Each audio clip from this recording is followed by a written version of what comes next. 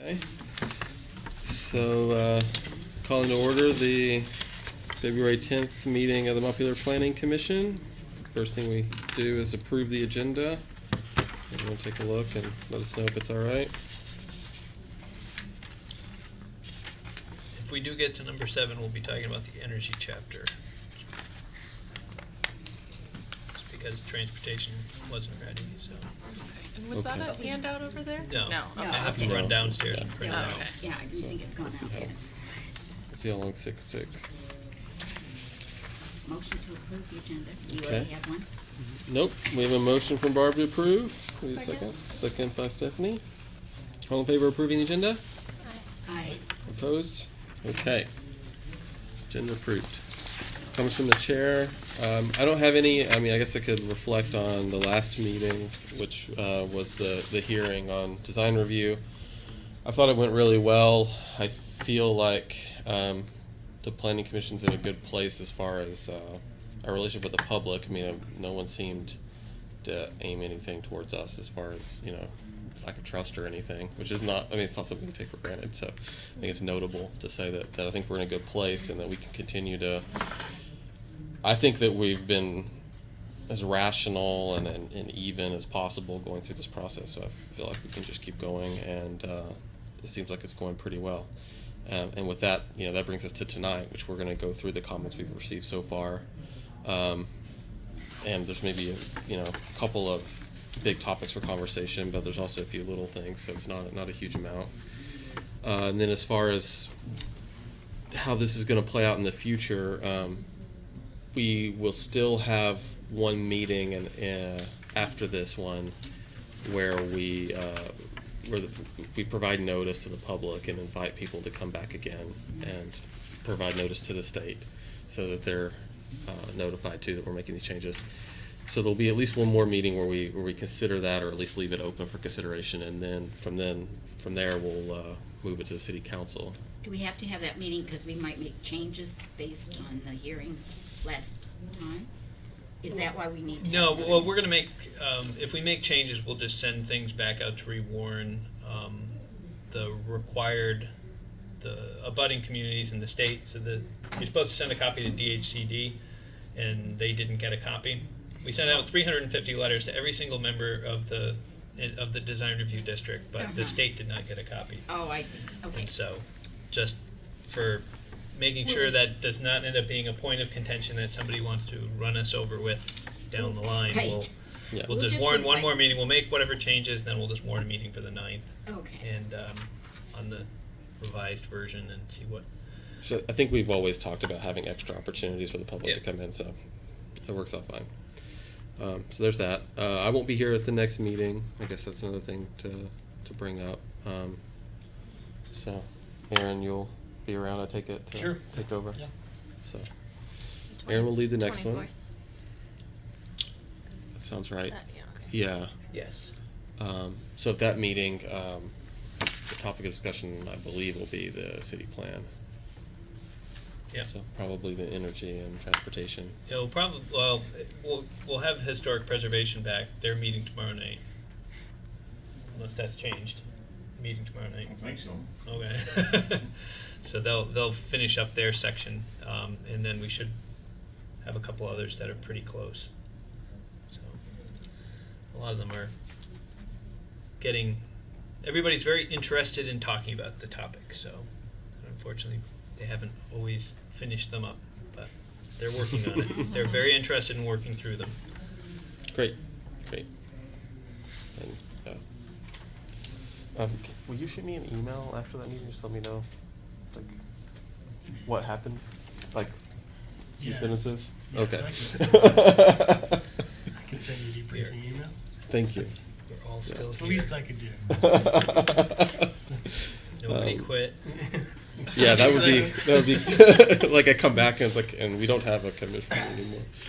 Gee, Kirby, Something. why'd you have to leave? And guess what happened? Oh, yeah. So I don't think that will happen. Okay, so that's all I have for comments. So that moves us to general business, where we will see if the public has anything to discuss that's not on the agenda. The only person here is Eric. Eric, did you have something to talk about before?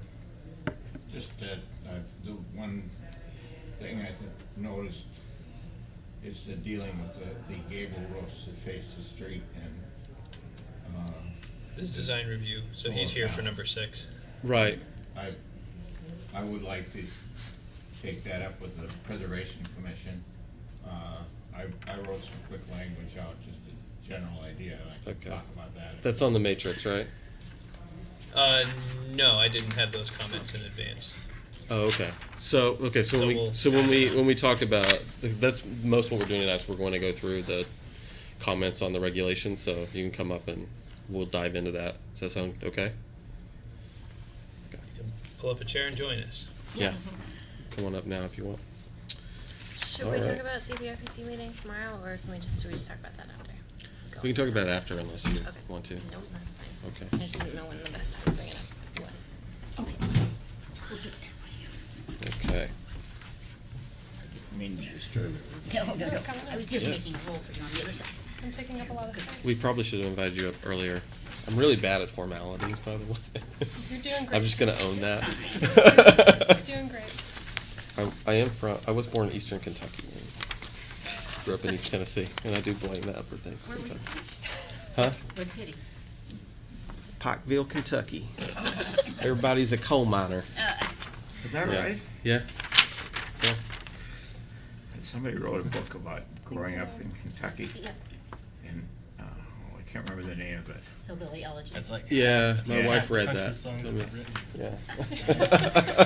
He moved up to Southern Ohio. And so, yeah. Anyway, so I'm crippled when it comes to those things. So that's it for the general business, and now we have to consider the minutes from January 27. Just one little correction. Under, when you considered the minutes from January 13th, it says the motion passed on a 4-0 vote with Barb abstaining because she was not present at Yeah. the meeting. So just insert the word not. Okay. Otherwise, it doesn't make much sense.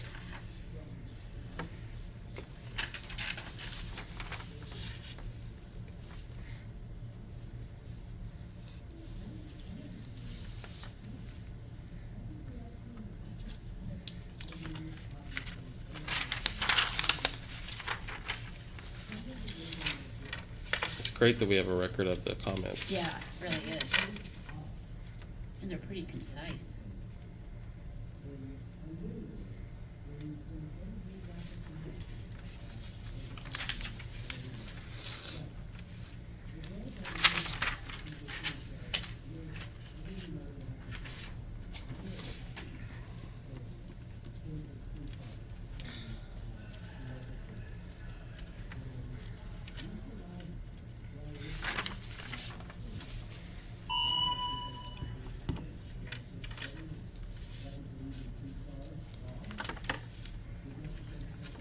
I'll make a motion to approve the minutes Okay, we have a motion to approve from Stephanie. We have a second?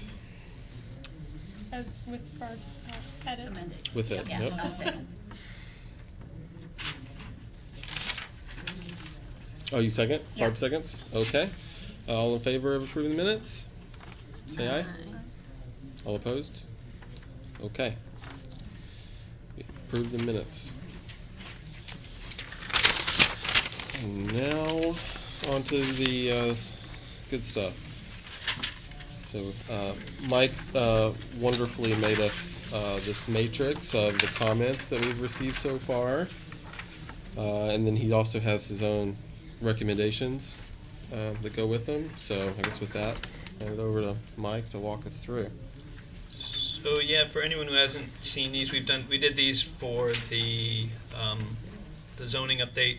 So it was something that the consultant had brought along as an idea. She would put these things together, and so I have stolen it and reuse it. So we usually just try to record what the recommendations were. I try to provide some comment or thoughts on it, and then you guys can make a decision. So the first one was on the 29 Terrace Street, and we'll kind of end up with a couple of discussions up here with the Redstone District, which is the red area. Yeah. Her property's here, and we got met with a person whose property is there. So the three of them.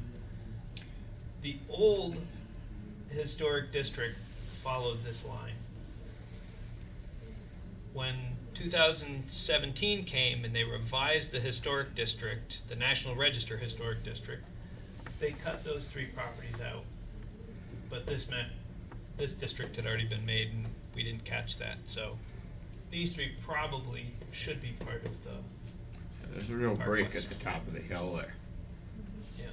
So this is beyond Bailey and Terrace? This that is beyond Bailey. the first one on the corner of Bailey? The first one on the corner would stay Yeah. in, but Yeah. the other ones, as you start going up Terrace, would not be in. So that would be the first. That's what the recommendation here is, and I kind of agree. At least these three should be removed.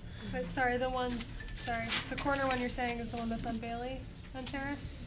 Yes. And then it's three, I can't tell where the lines are, it's three up from that? Yes. Okay. Is it on the If you're looking at the black line, the Right, black the line corner properties in would the stay black line. would stay in, Okay, yeah. but it's the three past. Since they're already taken Got out. it. Since they were taken out of the National Register, this district. So, from the black line northward there, is it just 3 parcels that make up all of that? On Area? 3 north on Bailey or 3 north on Terrace? Just 3 north on Terrace. 3 north on Terrace, there are only 3 parcels there. They're much bigger parcels than what you find on the lower area. 1, 2. Yeah, there's quite a Yeah, bit of that's tree cover. 0.99 acres. I think that was like a 0.6 acres, 0.5 acres, and that was a little bit smaller, but still. So they're bigger than the properties you'd find on Bailey. So we matched it to the zoning district, but you're saying based on the map, that probably should have been caught and it should have been part of the other. Yeah, we mentioned this neighborhood because we needed to find, some delineation, and so we followed the National Register. So now if we followed the National Register, there would be even more taken out. Nope, there would be just this. I've got a Just those Sharpie 3? here. Yep. Yeah, okay. So if I drew this line here, that's the National Register.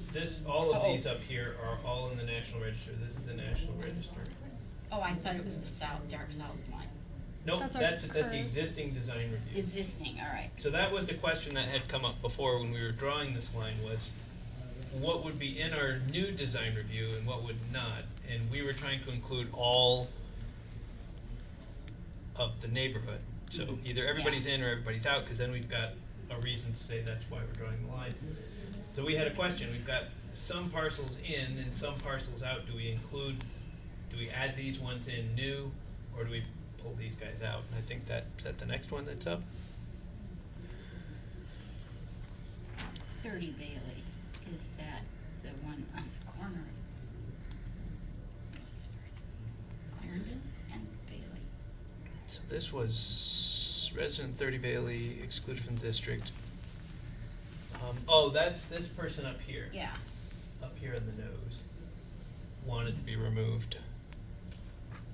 but they are currently in the historic. They are currently in the historic district, which kind of leads to the, then there was another one if you go farther down. This person on Mather Terrace didn't want to be in the district. So we got a couple of them that were all following that same theme in that district. And so I think what I had in number 2, which kind of goes the next step farther, is playing devil's advocate. Every other design review neighborhood is a mixed-use neighborhood, except for this spot up here and these guys over here. But we'll talk about those guys later. But everybody else is in more of a mixed-use. And the person on Mather Terrace is right sort of in the middle of things with, they're all historic buildings on Mather Terrace. Yep, they're all historic, but what I was just pointing out is this is the only one that is a purely residential neighborhood by zoning. It's just residential 6,000. This is mixed use. These are urban center. That's urban center. That's mixed use. That's res 1500, which is a much higher density, but we'll talk about that one separately. That's mixed use. That orange down there, that's East State is a mixed use district. All of this is mixed use. That's mixed use. That's mixed use. And this is National Life, which is Gateway, which is another mixed use district. And the college is mixed use. So if you look, this is kind of a unique thing. They're the only residential group that is, and there are other residential neighborhoods that are not going to be in design review, such as Loomis, Liberty, these other parts up here, Franklin, they're also in the historic National Register district. So from a consistency standpoint, it would make sense to probably remove the rest of these guys. What the other argument going the other way is that these other neighborhoods aren't as close to the State House as that neighborhood is. But I think we talked about this at the last meeting. I live on the top of Richardson Street, and that's out of design review, and that neighborhood should be in. I mean, it's pretty. yeah, the proposal here would put you in. Yeah, because it's all historic buildings. It's a pretty coherent neighborhood. Watch yourself when you turn around. There's a cord right next to you. So Mike, if we were to remove these pieces that have been requested, will this be the only example of a sort of chopped up neighborhood under the zoning regulations of neighborhoods? So what the proposal would be is if we took these guys out, the next time we're opening, and we may discuss whether we put this in the proposal, in the same proposal, if we're gonna go to city council, is do we change their zoning designation to the res 9,000 and change their neighborhood, so that way it does follow that line, Okay. so. Okay, so that goes for those three parcels, and there's the other that's more like in the middle of everything here. This guy up here, yeah, we've got these three, we've got that one, and then there's the whole neighborhood question, whether that stays in or goes out. Okay, I thought you mentioned that there was another person. Yeah, on Mather Terrace. Mather Mather Terrace, Terrace is yeah. way down here, so Okay, he's pretty yeah. much, so it's pretty much, there's these three, there's one little clip on the end, and then there's this guy here, which asks the question really, should this whole neighborhood be in design review, or should this whole neighborhood be out of design review? Just based on the fact that it's the only purely residential neighborhood that will be in design review. We didn't tinker with that, right? The line used to just clip the bottom of the neighborhood, so we did add a bunch. This last go around we did. This was like quite last minute, like the last voting we did was That's probably a way to remember. Yeah, I see, know. you see the dark line shows where the Okay. old, and that's part of the state-owned property, so that's the, Okay. We added it because we wanted to add the whole neighborhood, right? yeah, we wanted to follow neighborhood lines as much as possible, because we wanted to have a justification for why. Yeah. That whole hillside is pretty visible from the State House. If you look, all of the houses are, I mean, they don't stand out, but they're, I think that was the biggest part of our reasoning in the first place. yeah. It was like, oh, this is, within the view shed of the State House, so sure, why not? The Mather Terrace houses are very visible from the State House. Did someone, I thought I heard someone. Oh, over I here. was just gonna, I couldn't remember what the lines are, but the black line is our current proposal for the design review. No, Black that's the line is the existing existing. today. The hash is our proposal. Oh, okay, which I So can't, this maybe is- I should get one of those, okay, just look at that. Yeah, so black- this is the the black line is current today. effective The line, black, and this is. black line looks like you That put was a our GPS on Oh, a rabbit okay, and let okay, it thank you, loose. that's helpful. The hash line is what we're trying already to fix. within the historic district. The hash line mostly follows the historic district in this area, In that area, but yes. not in other areas, so we've added it in there, but I think that's ultimately the question for this side is, are we keeping them in or not. The other thing is from the corner of Bailey and State, looking up the street. Those really look like contributing buildings to me. Oh, they are contributing buildings, but I mean, the question also goes, we've got mixed-use areas like Elm Street, we've got, you can go up East State, and there's a lot of historic buildings up East State. It's also in the National Register District. It will not be in design review. So there are a lot of things that are not in design review. East State Street will not be in? It won't be past, it stops at Cedar Street. Up to Cedar Street is in, and then it stops That's the current boundary. Yeah. Yeah, in the current proposed Yeah. boundary. I think that's. Yeah, both. Yeah. Yeah, we added like a couple of parcels right there, it looks like. Cedar Street is like at the bottom of the hill, right? Mhm. Up to the college. It's kind of halfway down. Halfway down the hill? Yeah, it's really steep. Yeah, we added a few properties just It's like halfway to east Hubbard. of Miles Court because Yeah. it was actually part of those properties are actually part of the designated downtown, but Okay, that we're little not, corner we added. we're not in, but we're actually not being regulated like they should have been. The East State Street is really a connecting corridor with College. And it's, I think with the exception of that new apartment building that was built on Cedar Street, they're all historic buildings. Yeah, and I think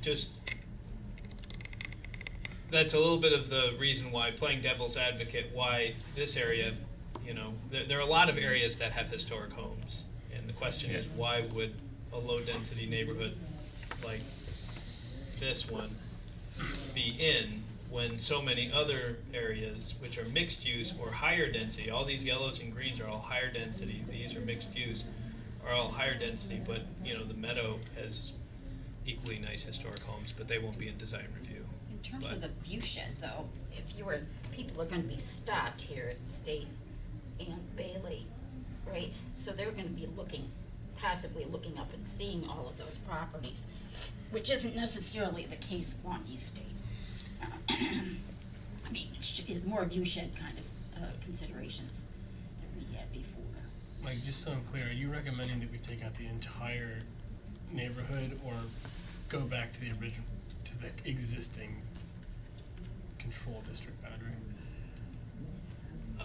My recommendation was I would be leaning towards removing these guys. Okay. But So reduction you guys from could- status quo. Yeah, the status quo, we would be losing a couple of properties on the north side of Terrace Street. Yep. And I said, I'm not saying that the neighborhood isn't deserving of protection, but just from an equity standpoint, And then that's the Capitol complex, just to the to Capitol to the complex east of starts it. here going down, Well, what do you want to take out, Mike, that will? Everything that's this shade of purple up here, that neighborhood. So we're trying to follow neighborhood lines, so either that whole neighborhood would be in or that whole neighborhood would be out. As I said, I'm not saying they're not deserving buildings in there, but if the people who have buildings in there have generally responded negatively, and the fact that part of their thing is these are residential homes, and they can't be anything but residential homes, they can't be businesses there. Mather Terrace, Richardson Street, and all that stay in, right? What I was saying is no, they would not.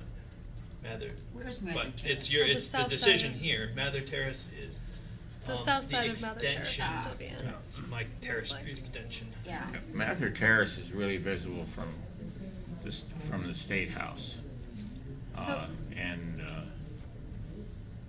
It's a really nice little cohesive neighborhood. If there's one new house in there, that Chapman Street would be in or out.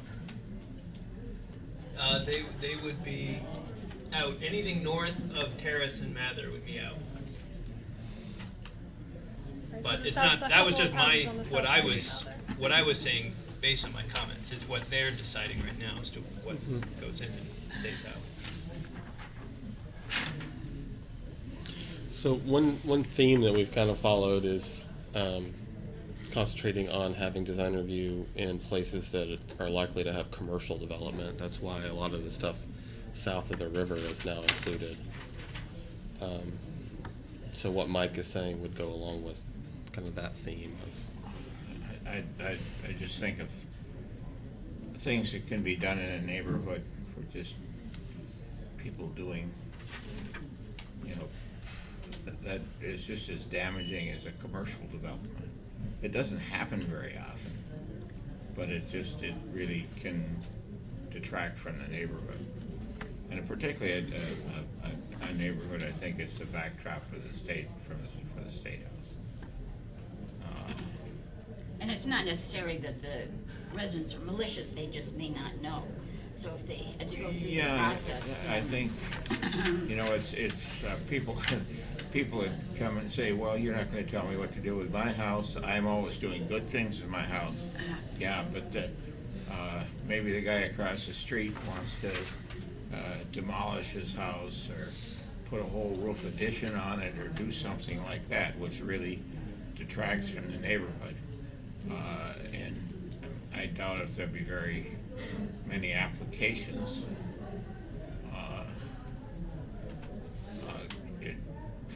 for any of that kind of thing. But, you know, people want to put additions. You know, on Terrace Street down, it's almost to Bailey. They turned a garage into a mother-in-law apartment, and what they demolished the garage, but then it was pretty bad shape, and then replicated it. That went through design review, but you could have put up something. Well, I think of the apartment building on Cedar Street. You know, that's really in a residential neighborhood. I mean, they're commercial uses, but the houses are and that could have just as well been a house rather than a multi, and people have problems with that. Complained to design review about it. Why didn't you do something about it? Well, it's not design review, so. But that could easily have been a single family house, rather than, I think there's 2 apartments in it, maybe 3. So that's why I think including, you know, the residential neighborhoods and particularly those that can have an impact otherwise. At Hillside is the general form of the buildings is pretty visible from the State House, particularly Mather Terrace. So.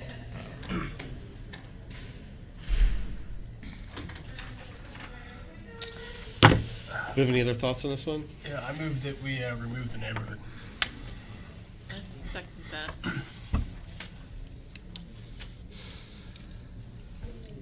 If you want to, I could. I mean, I think Mike makes a compelling argument for it.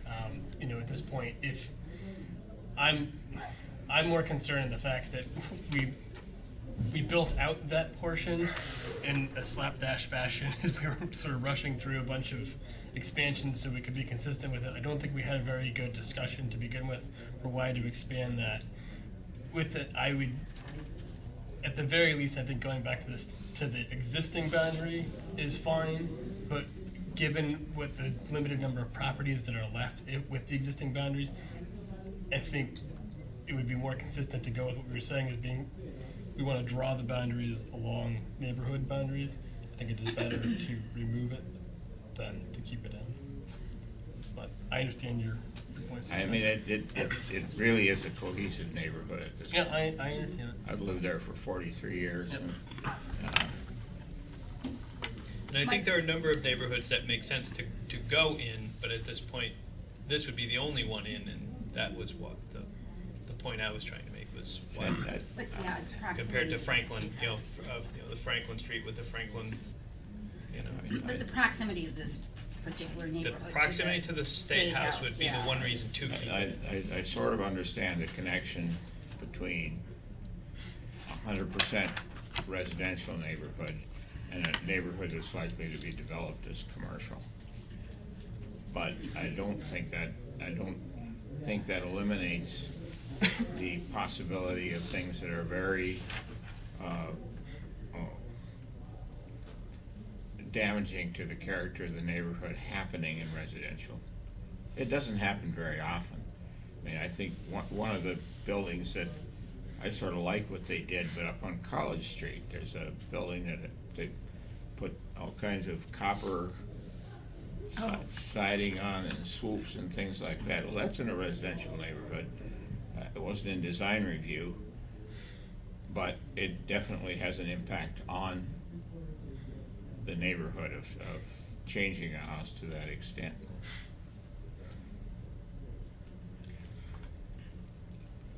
I gotta say, I have a conflict in that because I live in that neighborhood.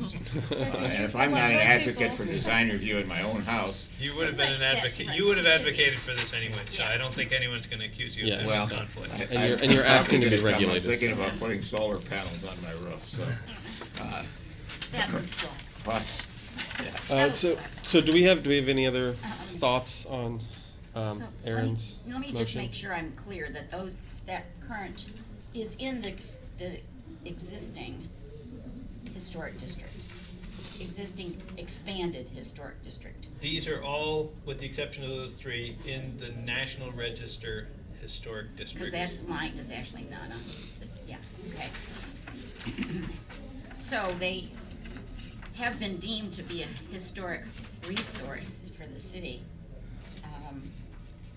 And I just think they're important viewshed.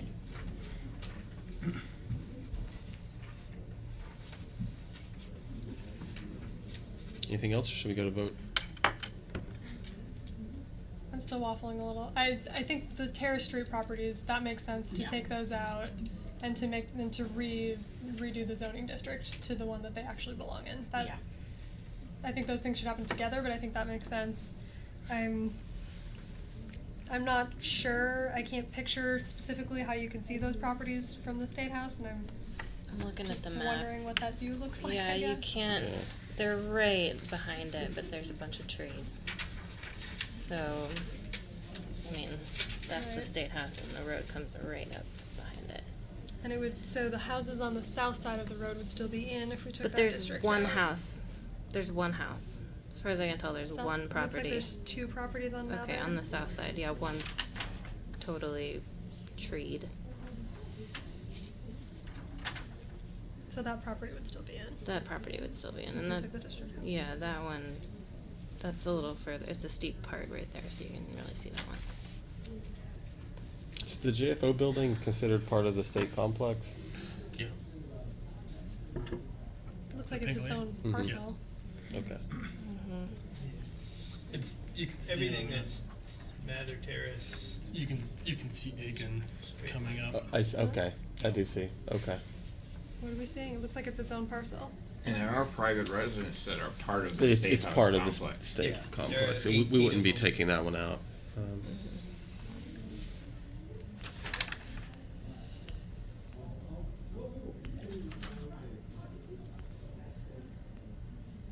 So give us the extent of what you're recommending to be removed now. According to the motion, everything that is in this purple In that hatched area. would be removed. Yeah. Which right now includes the terrace properties. Can Right, you, right. what's I the mean, Separate line? out the terrace properties. I don't know enough about these properties here that, following the existing today's boundary, I don't know enough about these properties to make a recommendation.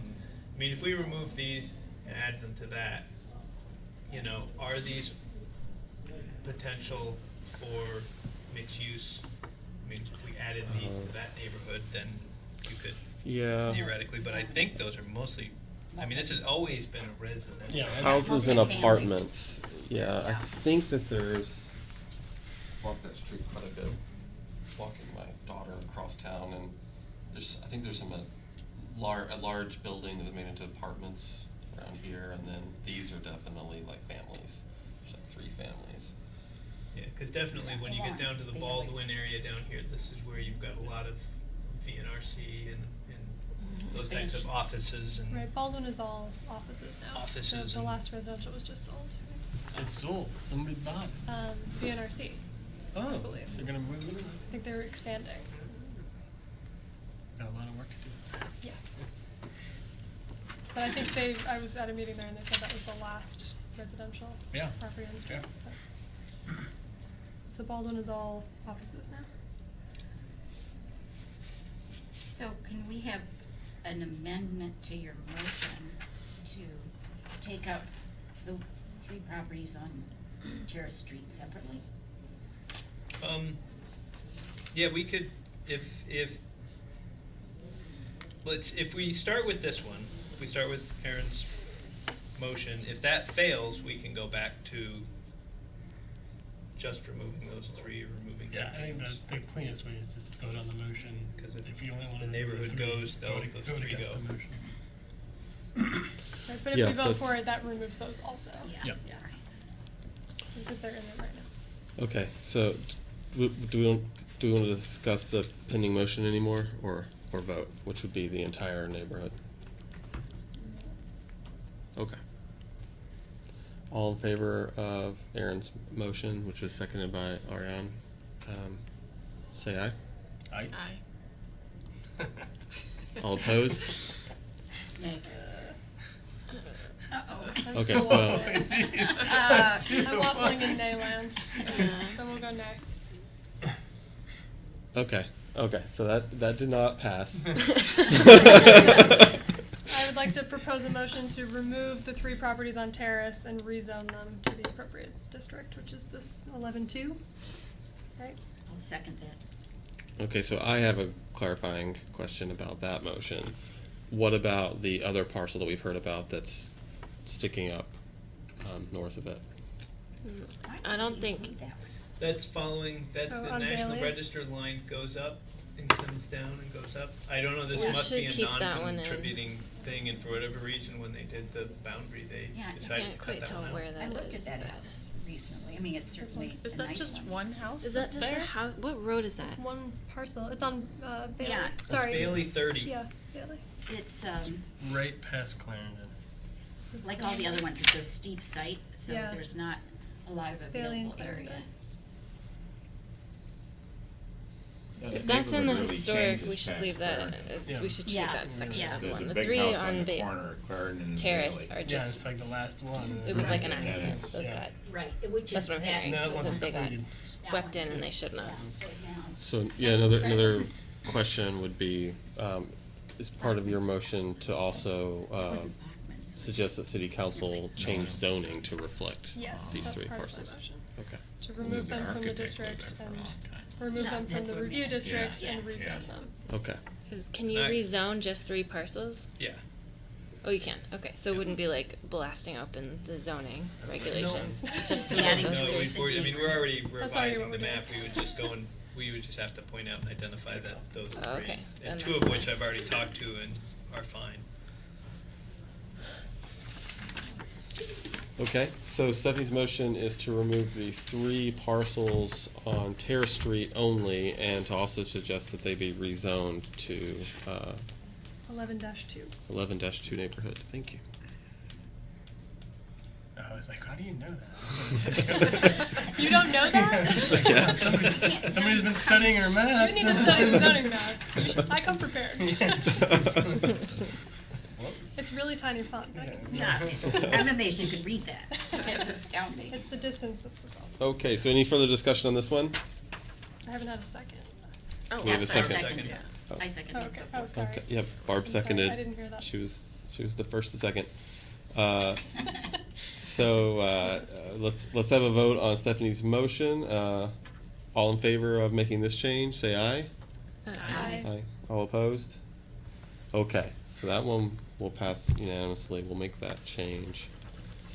So those 3 out, everybody else stays in. Mm-hmm. And it sounds like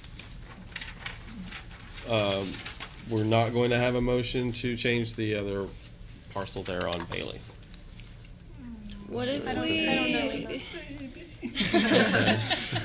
What if we moved it back to the A original? house in there? That's kind of what I was. That's kind of Yeah, what's the one rock. whole? the What's whole- the like Yeah, it's- because that seems weird. The whole, no, in In the blue? between. Oh, the blue? Yeah. I don't know It's on what the east that, side of the street. what that is. It's somebody who's on the right So side of So I live near there. I want Bailey. that property might not have a home on it. There's one little tract that's just past the road. That's On the there's right. on the right, and there's nothing there. And then you go up a little further, and it seems like about another lot up. And so there's it's that, not in the there's a his- blue not in the house. historic district There's because a there's house nothing there. I don't think there's Tucked in anything. the woods back there. Oh, there is? Oh, well. A house When that Right does not across, lie. right across from 30. Yeah. It's not lying. There's a if you house didn't back know. there But it's set back. behind some trees. I think Can you see I that? always thought that was the next property up. I could be wrong though. Yeah. That one. There's a blue Does it- house that's up there that I Ba- remember. Bailey changes to another street name Yeah. Right. It's, up there. Hubbard Park. is it? No, it's not Dewey. That's That's the other one. Hubbard Park Drive, Sunnyside Terrace. off Clarendon. Oh yeah, Oh. Sunnyside Terrace is once you get top. Yeah. This map doesn't have them labeled, so I can't. Yeah, I don't know enough about that parcel on the east, the little like bump out. I could be wrong On the about west it. side of the street? I apparently am, but I always thought it was. It's not exactly visible from the street. No. I think that's obvious. I kind of like the idea of keeping what's the divider line between the dark red and the lighter red, purple, the two like state This house divider? behind It's a yeah. state This complex. is Urban Center 1 zoning district because it includes all of State Street out to Bailey and all the way into the downtown. Can you Where point is out it? the state house? State House would be right here.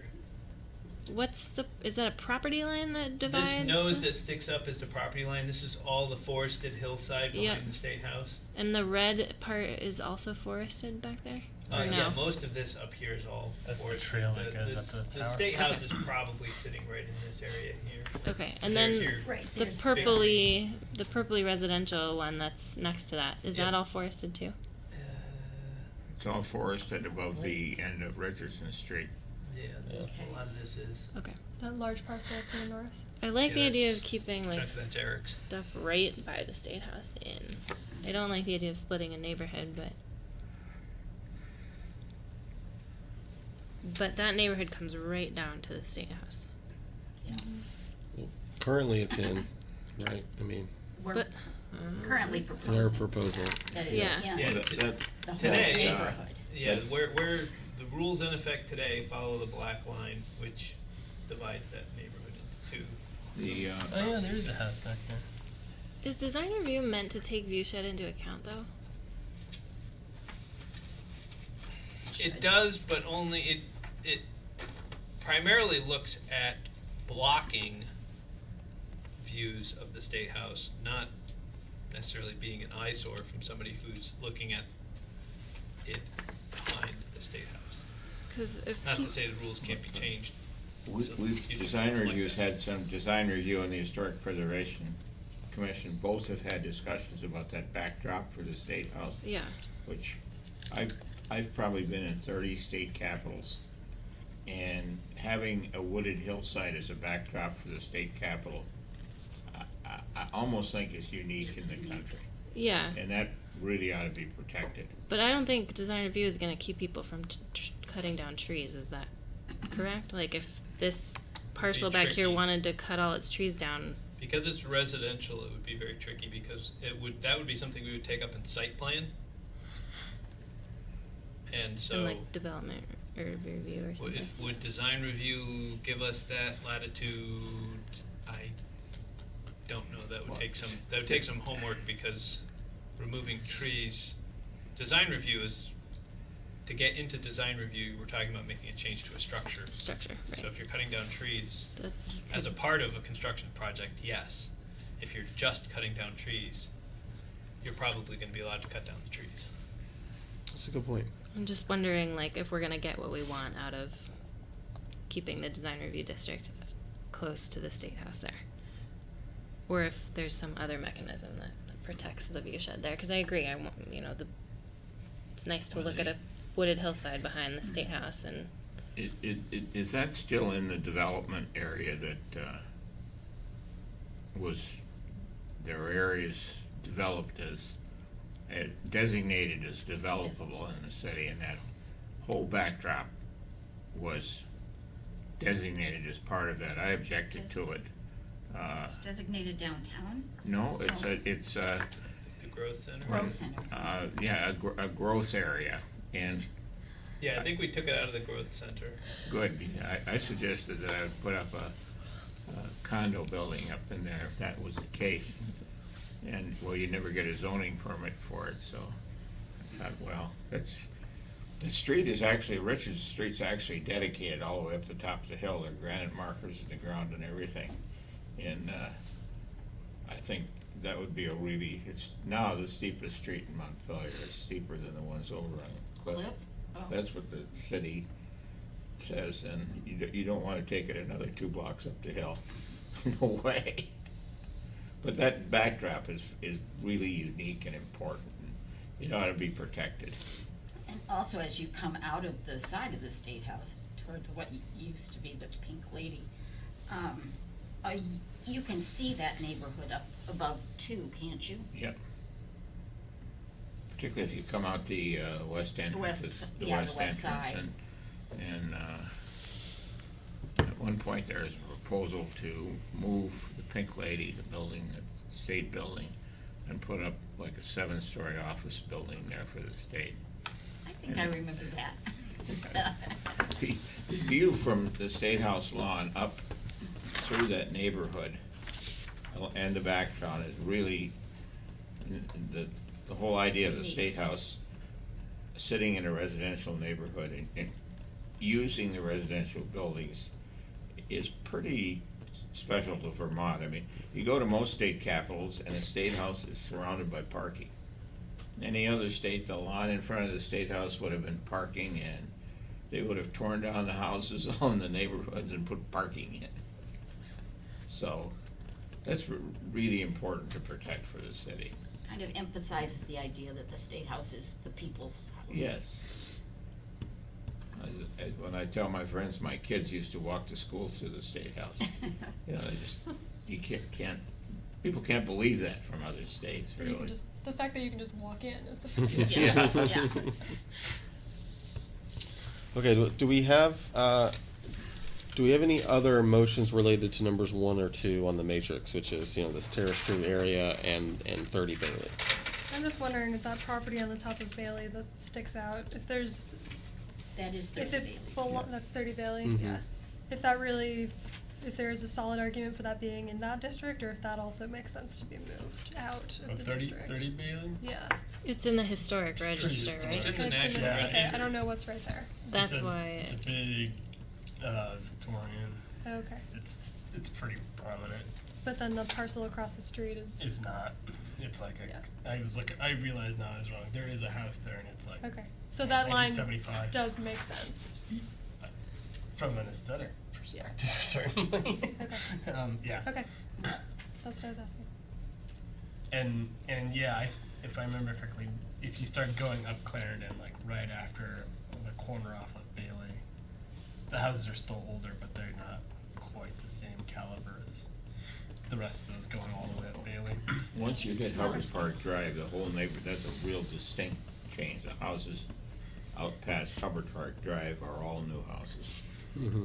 There's a real distinctive neighborhood, and if you go up Hubbard Park Drive, it's all new houses. And, for the record here, 30 Bailey is in the same zoning neighborhood as the rest of these parcels that we're proposing to include nearby. And we seem to agree that 30 Bailey is part of that neighborhood that's south of it. It's because they're more historic in nature and kind of go together more. Even though it looks funny on the map. Even though it looks funny on the map. But we have our reasoning for this. They're on a corner. It's not that weird. When I came to Montpelier, maps could be really misleading because I couldn't figure out why Elm Street wasn't connected with Cliff Street. Because maps are two-dimensional. Yeah. A lift. On a I map, know, it right? looks like they're just. A there. gondola would be Gondola, great. that's Yeah. funny. Yeah. Okay. Okay. Right. So that's 1 and 2. covered then. So. Do we have need another a- motion? Do we need a motion on 2? I'm just saying, before we have Mike move on to the We had next a item. motion on 2 and it failed, so, Okay. basically the map stays where it is except for removing those 3. Okay, great. So, Mike, bring us to number 3, please. The next one, so the other one that kind of is all residential in nature, we got comments from the folks from Franklin Square condos. And what was strange about theirs is, if I can find it, you'll see right here where the street is, this parcel actually connects to this parcel. There's a little space here where that connects to that. So their question was, hey, half our condos are in design review and half our Half are condos not. are out of design review, even though they're on the same parcel Oh, and That's connected. the problem. and connected. Yeah. That is a Um, problem. the property on the corner is a separate property, but they kind of wrap around that property on the corner. So, Oh, like to the west, it's part of that property? And then north of the, yeah, One. so there's a Yeah, it's property like that. on the corner of Franklin and Main that's its own independent one. okay, The yep. condos are the second, kind of like the second from that intersection and the second from the intersection of Franklin. Got it. They just kind of connect in behind on that one. So their questions were, I mean, one of the obvious is, should both be included in design review? And then they had some questions on concerns about maintenance and improvements such as changing windows and those types of things, which I think. So there are 3 buildings in the old, sorry, I know Franklin Square way too closely. But there's that like single house and then the one that sits on Main Street. And you're saying the one behind on Franklin that used to be part of Franklin Square 1 is not connected? And it's a house, it's not the condo townhouse. Maybe This- if I not draw this? it, it's a little bit easier. If you've got Main Street coming across, and then you've got Franklin going up, there's a property on the corner that's its Right, own that property. big white house, yeah. And then up this that way. one kind of goes like this, and goes like this, and then some of the condos are over here, and some of the condos are over here, but it's really, they're one parcel. And what But we, you're saying that one over there is not. yeah, the one what up we front. did Oh, was the okay. design review line goes Oh, okay. like this. That's not really a parcel line. And it's not a parcel line, so this set of condos is in, and this set of condos is out. And is this part of the, what is the thing that you have to have, is it the designated downtown has to be in design review? Or what's the Yeah. thing that like for the certified local I think government? it's the designated downtown Yeah, has to be in the there. designated downtown, I don't it- think it extends out this far. Okay, I think it goes out to where the red properties are. okay. I think the designated downtown goes maybe out to the roundabout there. Yeah, I think Okay. it goes out just past the road. Yeah, I mean, I would, as someone who's worked on, the state has made a significant investment in preserving the Franklin Square condominiums as affordable housing. And to add, it was a 10-year process to get to the point of asking the organization I work for funding. I'd really be in favor of stopping it at the roundabout and leaving Franklin Square condos out of the design review district, because even if the design review folks are helpful and, any even minute sort of financial, any sort of more financial or process barriers, I think, could really hinder this condo association. So I'd really make a strong argument. And I don't know if we end it at the roundabout, what, And the So way how- there's how a that else- district here, so do you mean cutting that's- it right We'll there? lose the- Cutting Up out the from the rest of all roundabout. of this But district? if we took it back to the corner of Main and Franklin, is that what that is? That's kind of an odd condo association in that the people own whole buildings, right? well, no, they own their individual condo units, but they have to all work on the exterior Right. maintenance of these buildings, which are very difficult to maintain, and that's been part of the real struggle. And then to add another layer of, any would be really difficult, I think. So are you proposing that we cut out everything in this 8-3 I district? have to, well, So this is the roundabouts right here. Yeah. It goes just past that roundabout, and then we I have mean- all of the So properties this- on Main Street. Yeah, so this goes a little bit back to the same issue. Had this been removed, then we would have had the same conversation here, that this is a strictly residential neighborhood. That's residential 1500, much higher density, but you still can't have commercial here. One option is maybe this should have been mixed use, maybe it's miszoned. They are mostly residential, but the school is in this area. And I think there's a conversation going on about the future of that school building. Yes, no? I haven't heard that, Okay. but There are a lot of conversations. my daughter's supposed to go there next year. It's very convenient walking distance. Don't start anything yet. No. So there would be a question, you know, if this was mixed use, maybe it should be mixed use. If it's residential, the same argument applies here. These were the only two strictly residential neighborhoods that are in design. I am surprised it's not mixed use. It did surprise me a little bit, but it is all residential except for the school. So I What, don't know. there's Capital Candy used to have a warehouse down there that's still there, I think. Is it? Oh. It's down on it's further down on Franklin Street. And I was thinking the Montpelier, Montpelier Integrative Health, but that's right off the Right, roundabout there, so roundabout, that's yeah. in the other Mm-hmm. district. yeah. Yeah, one property out from the roundabout in every direction, so out to Brown Street. So I've got to confess, I mean, when we were doing the big map,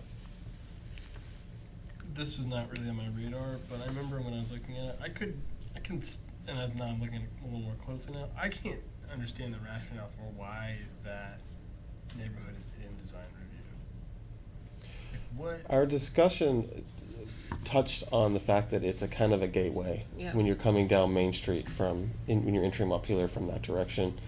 This is it's kind of arbitrary, but the argument would be this is when you're starting to hit downtown proper, I guess you would say. It was already in design review, so Yeah. it was kind of made sense to go through and say, they're not really changing the boundaries. Mhm. It doesn't follow a neighborhood boundary. It splits Franklin North and Franklin South neighborhoods.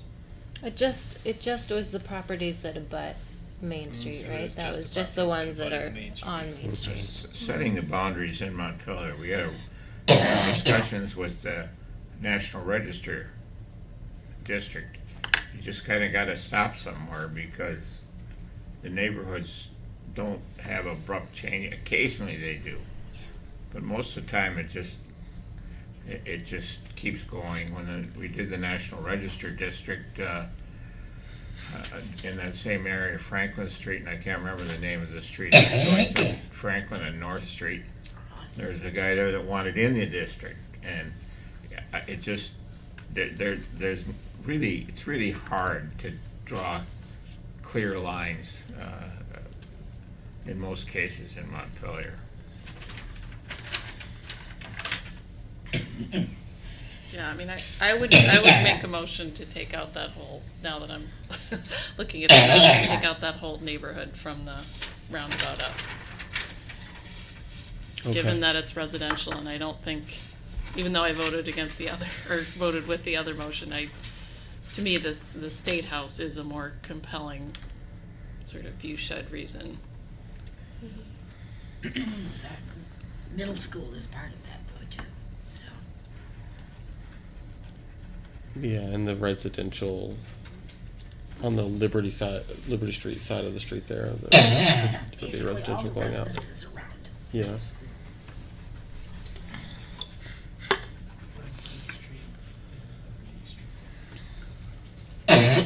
Okay, And it also raises the question, I mean, those condo associations are merging, so isn't that going to be, there's other buildings further down on Franklin, so technically won't that be one parcel? They'll be separate parcels. They may be the same condo Oh, okay. association, but there is a property boundary in there. Oh, okay. Guess I should know that.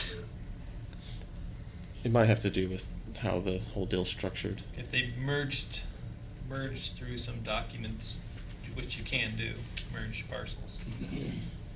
We'd be back in the same predicament if we decide. Okay, so do we have a second for Ariane's motion? That's to remove the whole neighborhood. Yep. So we would be cutting it off where this red Yep. line is. What's the name of that neighborhood, Mike, just so we can? It's Franklin Street Southwest and Liberty Street West. Because Liberty Street West goes up to Main Street, Franklin Street Southwest goes in this area. 8-2 and 8-3. 8-2 and 8-3, yeah, maybe that's easier to use. Does that include the buildings across the street from the school? Yeah. Yes, Yeah. they would all be removed Isn't there on this really motion. wonderful building? They're wonderful buildings and, you know, well taken care of. I do see that as a gateway to the city, from my view, but. Okay, so we have a second from Aaron. Is that right? Yep. Okay, so those in favor of Ariane's motion, which was to remove from our proposal all parts of A2 and A3 neighborhoods, say aye. Aye. All opposed? Nay. Okay, so we don't have Again, a we did a passing on 2-2. it. Yeah. Yeah. So What do we need to carry a motion? we'll 3? we'll need 4 to pass Oh, something. but you break yeah. ties. Oh, you have to have a. If you had one more, then we'd have to hear from the chair. So your indecisiveness is protecting my I know, I'm indecisiveness. sorry. Is it, yeah, you're welcome. I don't know, I can certainly see the rationale where it should be removed. It's definitely different than the neighborhood we were just talking about Yeah. in terms of the State House protection and view shed. So, I don't know. If you make another motion, I'll say yes this time. Oh, okay. Well, it is a problem that that parcel is split. And then we'll get Kirby in. Well, yeah, that's the strangest thing, and usually Yeah. we were following parcel boundaries. So somewhere it was, those were identified as separate parcels. Yeah, the motion, yeah, if there was an interest in keeping this, then we would have to revisit the question of that other half of the parcel. Which is, If Which it is So right we'd there. have to If add it- that Oh. in if we were. Yeah, we keeping would have to it. probably go through and add the other half of the Franklin Square condos in, Right. which I think might have been my recommendation.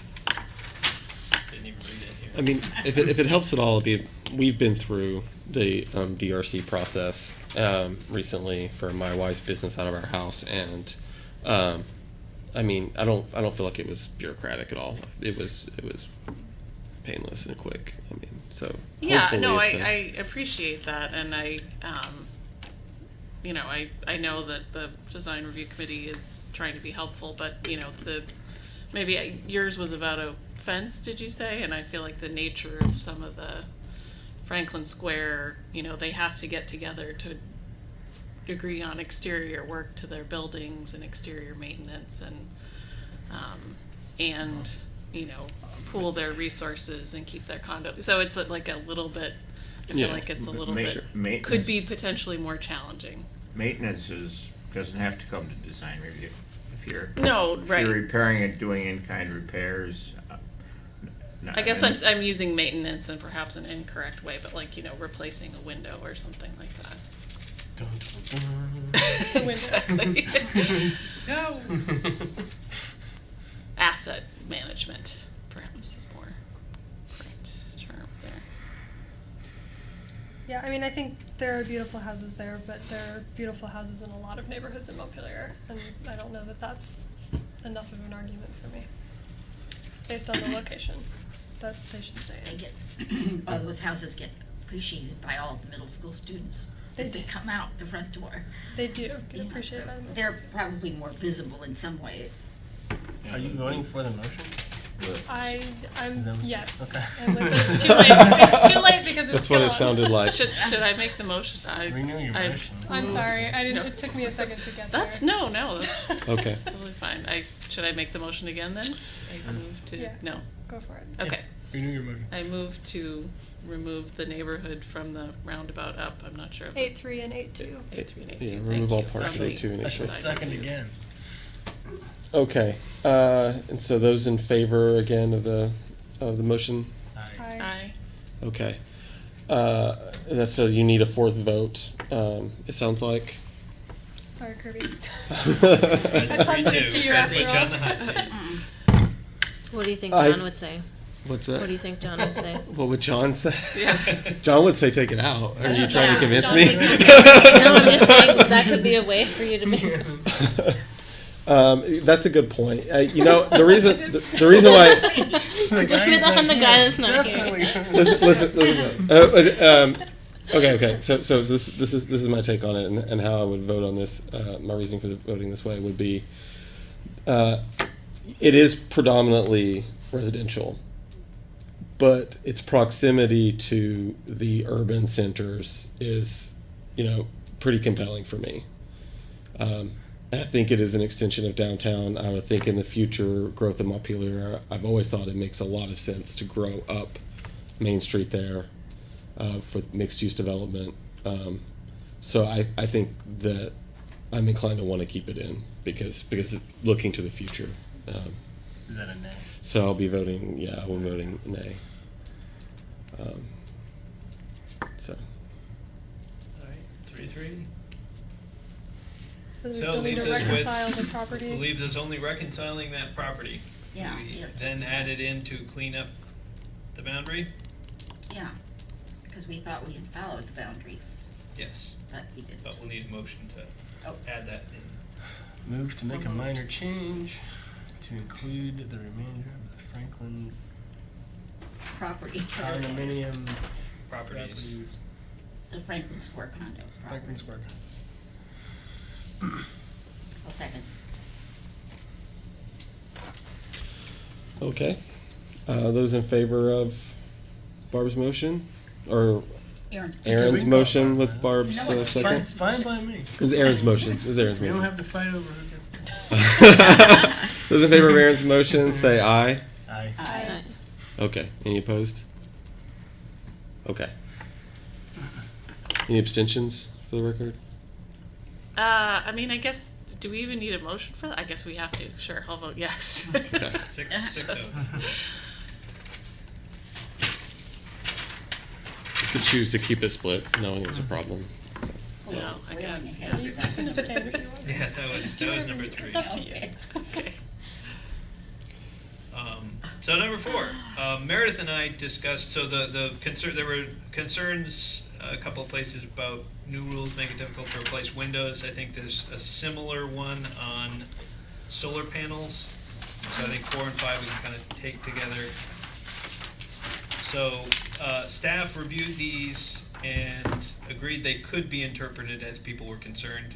Would these prohibit solar panels? Would there be difficulties replacing windows? Meredith and I developed some alternative language that would require design review for these changes, but clarify that changes of original materials are allowed provided that the loss of materials is not a character defining feature. So you may not be able to remove unique stained glass vestibule light over a door on a historic building or drill into and remove a slate roof.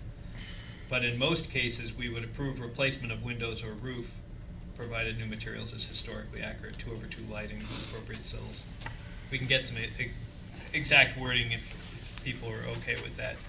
So our sense was just that, Most of the discussion about the windows, if I recall it correctly, is the information that's provided to design review about the condition of the windows, and that came out of a lot of the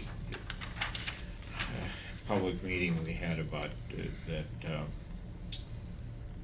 Cliff Street neighborhood, where somebody said, well, design review was gonna tell us what contractor we use. What we actually told them was, you need to have a contractor that does windows look at it. Not, some contractors don't do windows, don't know how to do windows. So that, I think that's mostly just an informational change rather than any, we're gonna look at things like if it's a stained glass window, that's a character defining feature. So, that's gonna get, it's mostly just providing good information so you can make a decision. As my contact with Efficiency Vermont is that windows are not the biggest eaters of energy. People think they are, and but they're not. And most windows, if they're in good physical condition, can be weather stripped. And with storm windows, be just as efficient as the new thermal windows. That's just kind of the deal of getting the information to design review to make that decision about how significant the windows are and if it's really gonna be an energy improvement piece. And I think what we've had was just in our office is being able to answer the question when people come in, I wanna replace my windows, can I replace my windows? And that's, usually we're just trying to go through and say, well, if they're deteriorated to a point that they can't be fixed, then no, you won't be able to. Or yeah, you can if they are deteriorated, but Yeah. you can't, if they're not deteriorated, we're not gonna let you replace your windows. And that's the question that they have. People want to Yeah. have the option to be able to go through and say, you know, I know it made a huge difference in my house when I replaced the windows. They were, you know, just single pane glass. They would build up ice, you know, 3/4 of an inch thick on the inside. They were just miserable things. It was The the most energy- wonderful thing when I was able to turn a crank and open a window. You know. The energy efficient piece is sort of it depends answer. You know, if your windows are all leaky and everything, and maybe they need weather stripping, that's, and they are usually character defining features of a building. And I think what we found a lot of people saying is, the comments we've gotten from a lot of the public was that they want the opportunity to be able to replace their windows. And And that was what they're asking. They're like, I haven't read the rules, or I tried to read the rules, I couldn't understand it. Does this mean I can or can't replace my window? And I think that's just what we need to be able to do, is to have something that, for whatever it is, if it is you can't replace your window unless it's deteriorated, then we just have to make sure that that's known to the public clearly. So it's Yeah. not clear in the zoning now. We're not being clear enough. I don't think it has been as clear as it Was. could be. Yeah, okay. I think, you know, it seems clear when you read it, but then when you start talking to Historic Preservation or DRC, Mhm. it starts coming, it's like, well, no. It's like, well, are we or aren't we gonna go? And, you know, for the Is- most part, is it, we're gonna look at the character of the window. So you've got a historic house, you wanna replace the windows, we're gonna look at the materials. Yes, you can replace your windows, but they can't be fiberglass, they have to be wood. All right, I think people would be okay with that. You can replace them, but you gotta keep the materials consistent, you gotta keep the pattern right, the size right.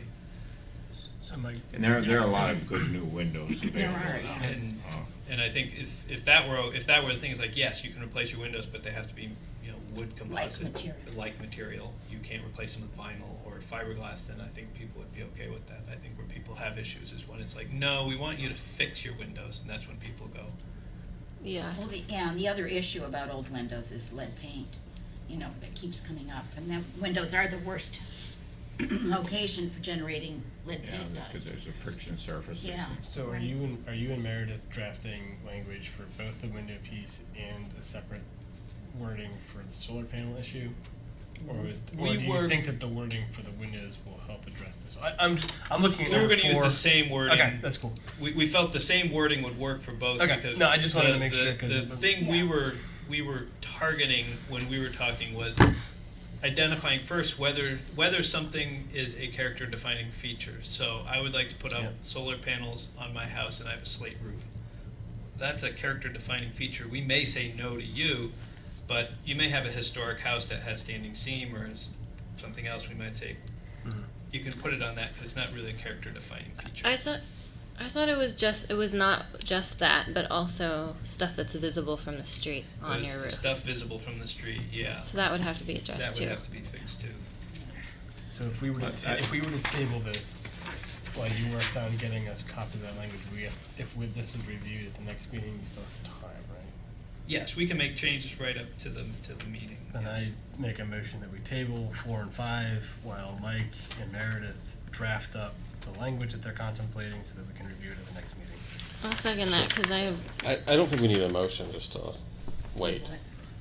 Okay. But you guys are okay with We that can- concept, coming up with that to save concept. time. Yeah, the Windows thing is very if we're, like, not confusing to taking me. I action, don't yeah. understand it very well, and I feel concerned that people can't change their windows. What I wrote, just suggested, thinking about this, is that there be added to the section as rooftop equipment and fixtures shall be concealed from eye level view, public right of way, and so on, and any adjacent properties on flat roof buildings, and then add in a section of when the roof is visible to the public, any equipment, including solar panels, shall not obscure or damage character-defining features. Yeah, I think that's where Meredith and I were kind of going with. You didn't Yeah, want I it obscured. think- And if you can email that to me, do you have a copy of that you can email? I or- ignore it, and I can't even hardly read my own writing. I can send it to you. Yeah, if you can email that to me, that would be I great. would. We'll I would talk- be. We'll talk sorry. about it tomorrow. I'll do it after tomorrow night's meeting, because this is what I did, and we had a quick discussion in design review, and I think design review is, headed exactly the same direction. Yeah, the goal is to protect character-defining issues, not It's from a, not every single roof and every single window. It's just those windows that have character-defining features, or roofs that have that character. Does that work for, there was a comment, I think there was a comment at the meeting also about being able to replace with a standing seam roof. Does that relate to if your roof is not contributing That was to under your the story? old one. Is that in the new one, or a comment that we got? I thought that came up at the meeting, but I might be remembering differently. I mean, standing seam roofs are the easiest ones to install solar panels on. Right. Slate roofs are almost impossible, and with asphalt roofs, you have to penetrate the roof surface, which is never a good idea to have holes, even if you can seal them up and stuff, but it's never a good idea to do that. But standing seam, they just have clamps that go on the standing seam and pass in the solar, so it's Right, in the interest of not discouraging people from putting solar on, what about, because they cannot mount the brackets on slate, nor do we really want them drilling through the slate, what about removing the slate just below where the panels are? And so that what it looks like when it's visible from the street is that the slate is still underneath. I think that would be tough from a structural We did it. standpoint, because the slates, how do you stop? We did it. They came back and feathered the slate in along the Okay. edges of the panel. So you can't tell, but it was the only way they would mount it, because they won't mount it on slate. Yep. So. I'm very it- much in favor of some catch-all language that says that, there's a strong policy, inclination to allow solar panels with materials, something like that. Because I think that it needs to just kind of overtly be said that Yeah. the city so is to a encourage preference people. to allow solar panels. Yeah, I agree. Can They- I I press think- my luck and ask for a favor? You can ask what you would like. Can you put it in red line I will. against what we currently have in front of the? It's usually a good idea for me to do that anyway, so. Okay. The I other just- thing I just about put so many mounting iterations solar of this panels, stuff. they should be mounted flat to the roof. Yep. Not, some of them Oh, aren't tipped. angled, you don't see Right. that very often on a pitched roof, but they do it sometimes, and that really makes the roof look odd. I mean, you don't really change the line of the roof with, Imagine how well that would catch snow. oh man. You'd have a whole glacier up there. All right, so number 6. Good thing we only 8 of these to get through. So the hearing, this was a popular one. The concern about whether subdivisions should be exempt from design review. Subdivision of land is the first step in development, and so impacts of subdivision should be considered and its impact on the character of historic district. When I spoke to this woman a few days later, she wondered if it can't be added to 2201, which is design review, whether these protections could be added to section 3507, which is in the subdivision regulations itself. And that's the section that talks about character of the area. So I went back and forth on this one. Subdivisions would have no regulations in design review. Design review just has a bunch of regulations that talk about structures, so it really wouldn't make a lot of sense to try to regulate subdivisions in design review. And when I spoke afterwards to some HPC members, we really could only come up with one example. We're like, well, what are we talking about? Give me one example. They said the green up at the college. So the college green, VCFA green. If they subdivided that, the actual subdivision doesn't make a difference, but as soon as they sell it to somebody else, it's gonna be redeveloped, and then the college green ceases to be the college green. But maybe the best way to solve that eventuality would be to purchase the development rights, rather than forcing all development to go through subdivision review for design review. So the other question that Meredith and I had bouncing off other possibilities, would people use this rule to prevent people from subdividing carriage houses off from main houses, which happens periodically. Happened on East State, a couple other properties. This might preclude that. the Might way it's preclude it. written. People might go through and say, well, you can't subdivide the carriage house off from the house and sell it as a separate parcel because these two are interconnected historically, and, you know, where else would you try to apply a design review, historic design review? But for the purposes of design review, they're still both in the district, even if they're subdivided, so that doesn't Yeah, change what they're allowed to do. but we could subdivide. Although they could paint it different colors, Yeah. I guess. Yes. But they could do that anyway, Yeah, yeah. right? I think you gotta go through a bunch of, I thought about this a lot, 'cause it's kind of interesting. Yes, if you subdivide Savings Pasture, subdivide that into a bunch of, it certainly has design implications. But, it doesn't, that review is gonna come with any construction. So, it's an odd thing. It doesn't necessarily mean something's gonna happen, but it could lead the way to it. It seems so speculative to try to Yeah. dictate how to subdivide it based on how they may or may not build. I mean, it seems That would be that Much to me more. would be more of a Yeah. DRB issue than a design review issue.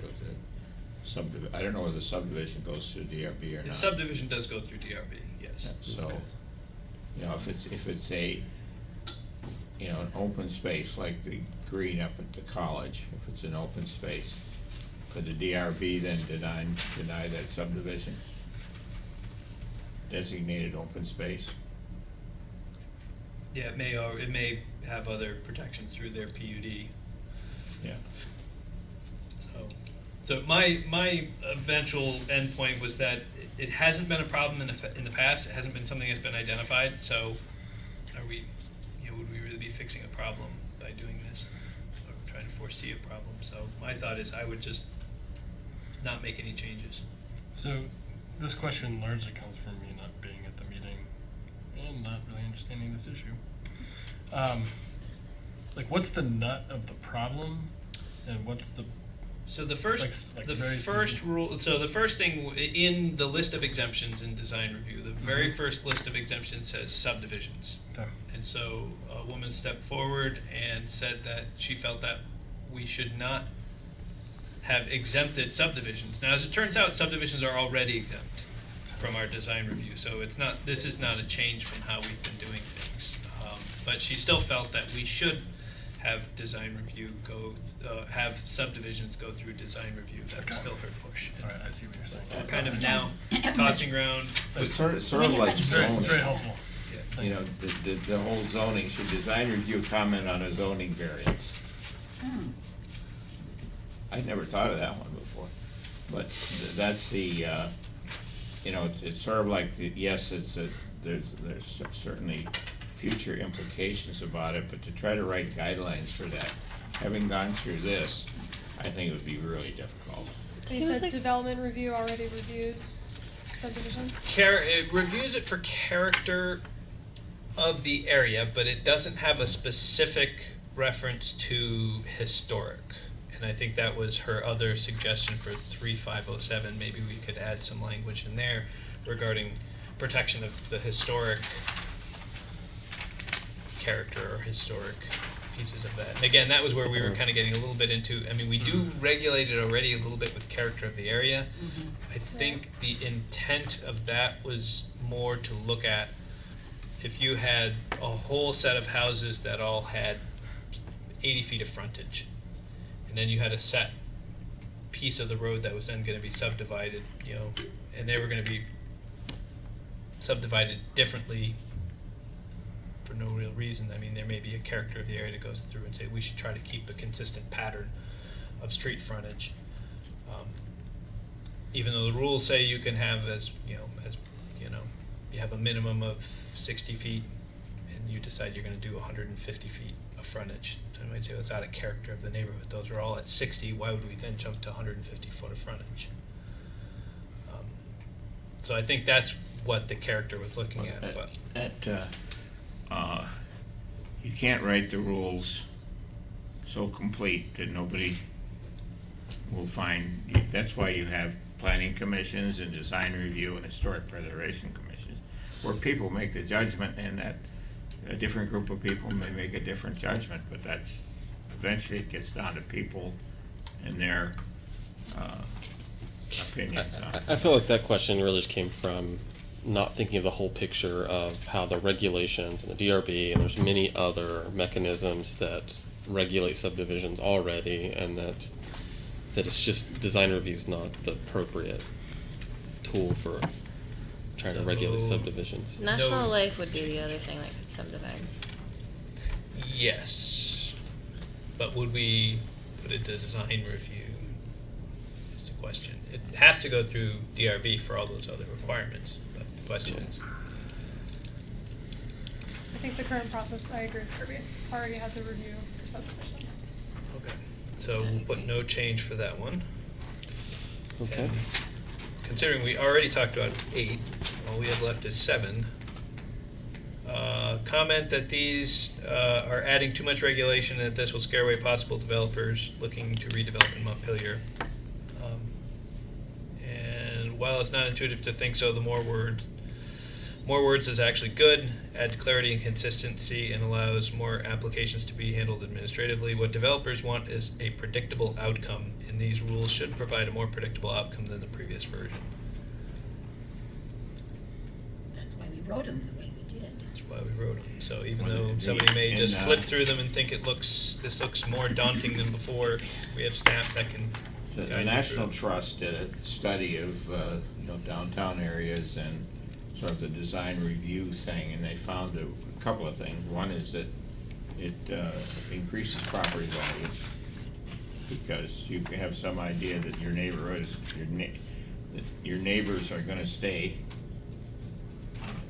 as they are, and it actually enhances development. There are tax credits available. So it's, I think Part it's, of this, sorry. okay.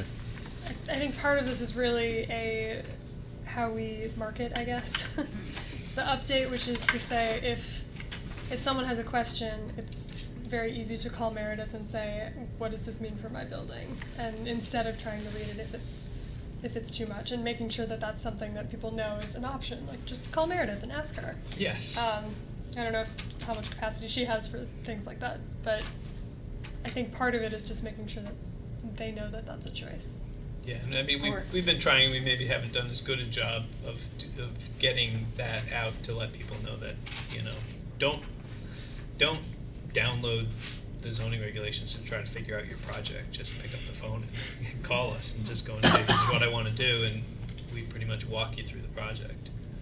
But also to let people know that you can have an informal review, a design review, so if you have questions about what you're doing, and it's not on the record, right? yeah, we had a person come in, an informal review last meeting, and everybody's very happy to do that. Yeah, it makes a lot of sense. I think that this question, though, it's important and to like make us think about how to do the marketing side of it, the branding side of what we're doing. I mean, and I'm sitting here like trying to think of like how to address this just through outreach, basically. I'm wondering, we talked about putting this all together as a website, that the city plan is a website, and I'm wondering if we could try to like make a record of maybe having a page about this topic, about, I don't know, welcome to design review. It sounds like not the, but you know what I mean? Like a page dedicated to design review and dedicated to, like, this is an intro of the process. This is, please call us. We will walk you through it. You're not on your own. Like that kind of stuff. Yeah. Well, it's the same as kind of code issues. If you don't go through it with the code guy, you know, interpreting the codes yourself becomes a really difficult task, Nightmare. so. Okay, Yeah, you know, people come in and look at all the building codes we Yeah. have are probably about that high, and Right. everybody gets Well, all, and- it's like, well, don't worry about you know, that. codes are gonna prevent people from doing things that they may wanna do. And I think the story I've probably told too often is, a few years ago, I brought the National Conference of State Historic Preservation Officers to Montpelier. And these are people that do what I did from all over the country. They were simply blown away by Montpelier. Several aspects of it. One, they didn't need a car to do tons of things in Montpelier, to go to restaurants. I told people we'd run a shuttle and not bring a car. Everybody brought a car and stayed parked for 3 days. And, you know, these were I guess, a national set of experts one way or another. And the way Montpelier looks is it's good for tourists, it's also good, you know, for local businesses. And it's important to keep that.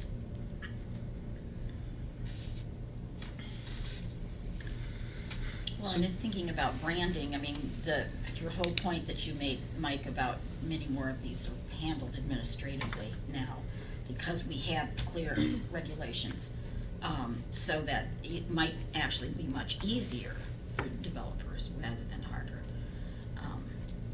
Because did we actually have the ability to do it administratively before? Were there very There many were- that could be done? Yeah, I mean, 2017, because we just had this question from city council, you know, we had issued 149 zoning permits. 74 of them went to DRB.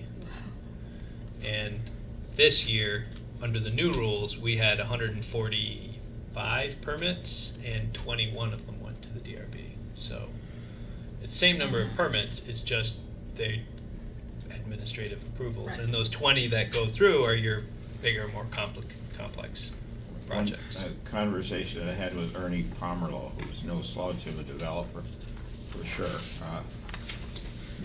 But there used to be an Act 200 that was done during the Cunit administration, which kind of required towns to identify their resources, whether it was archaeological resources, historic resources, open land, all of those resources.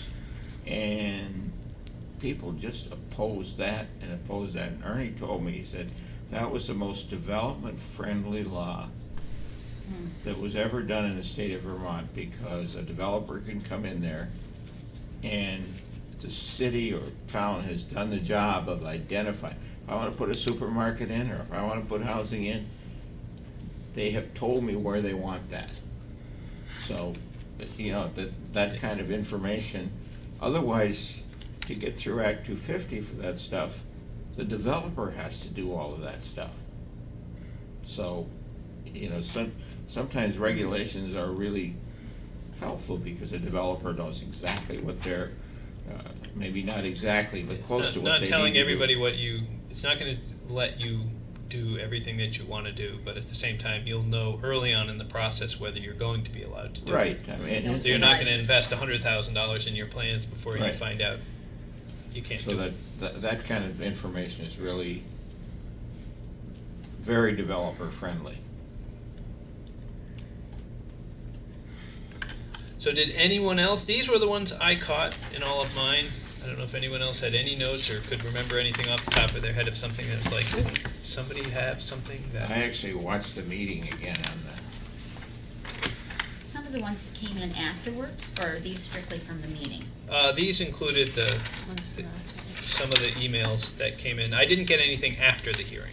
Oh, you didn't? Okay. No, only stuff that came in before. Emails. I think you got everything. It's pretty helpful. Yeah, it covers everything I had. Yep, covers everything I had too. All right, so Meredith and I will work on that draft set of other rules there, to try to clarify those 2 points. Other than that, looks like a bunch of map changes or not changes.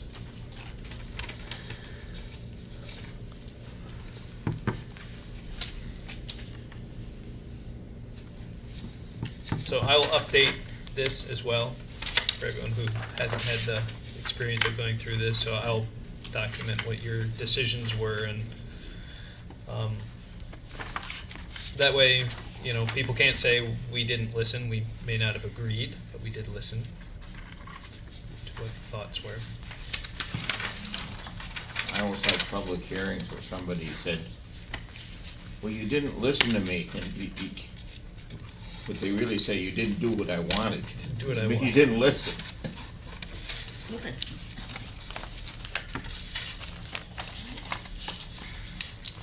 Okay, well, it turns out Mike was right. I thought we would move on to the city plan tonight, but we don't have time. So, Hey, we got through this. He's done these That's matrices important. before. yes, it is. Thank you for inviting me to the table, Kirby, even if it might have been Right, even if my etiquette was poor. Okay, well, with that, unless anyone has anything else, we'll adjourn. Anything else before we? Okay. Oh, did you want to talk about the something? Oh, CBRPC. Yes. Yeah, is that I no? mean, we could do it on or off the record. It doesn't Yeah. matter. Oh, okay. It's just scheduling. Oh, okay. Yeah. Yeah. Okay, so with that, we will adjourn.